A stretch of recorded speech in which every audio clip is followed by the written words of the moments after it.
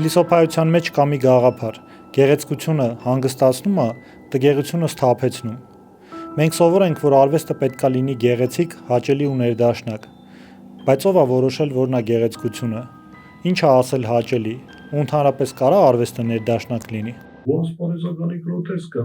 Երբ Ռոմում պեղեցին Ներոնի ոսկետունը, պատերին գտան նկարած ֆանտաստիկ արարածներ, կես մարդու, կես կենդանու արտաքինով։ Հենց նրանք են տվել ժանրի անվանումն ու բնորոշումը՝ իտալերեն գրոտա, քարանձավ բառից։ Գրոտեսկը ցույց է տալի աշխարհի իրական չզտված դեմքը։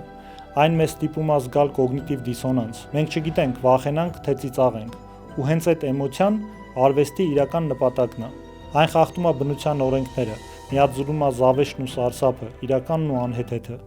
Գրոտեսկի ամենավառ ժամանակակից օրինակներից գեղանկարչությունում Զդիսլավ Բեքսինսկու գործերն են։ Ուստեղ քննադատները կասեն՝ հլը մի րոպե, բա Գիգերը, բայց թողեք Գիգերին առանձին անդրադառնամ։ Բեքսինսկին նկարում էր դիստոպիկ սյուրռեալիզմ։ Նրա նկարներում մարդիկ կմխկացած են, շենքերը քանդված, աշխարհը մոխրագույն եւ մշուշոտ։ Բեքսինսկին նկարում էր իր կյանքը, ու թեև մարդկային անտարբերությունը հասել էր այն մակարդակին, որ չէին զգում դիմացինի տրագեդիան,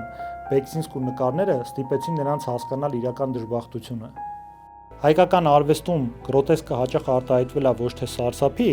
այլ մարդկային բնույթի աղավաղման ու հեգնանքի տեսքով։ Ամենավառ օրինակներից ժամանակակից նկարիչ Արշակ Սարգսյանն է։ Նրա կերպարները դասական գրոտեսկային են։ Մարդիկ կենդանիների գլուխներով, տարօրինակ հագուստներով եւ ֆիզիկական անհամաչափություններով։ Նրա հերոսները ծիծաղելի են եւ միաժամանակ մի քիչ անհանգստացնող, ինչպես դասական գրոտեսկում։ Օրինակ կարող ենք համարել նաեւ Սերգեյ Փարաջանովի գործերը։ Ճիշտ է, դա մաքուր գրոտեսկ չի,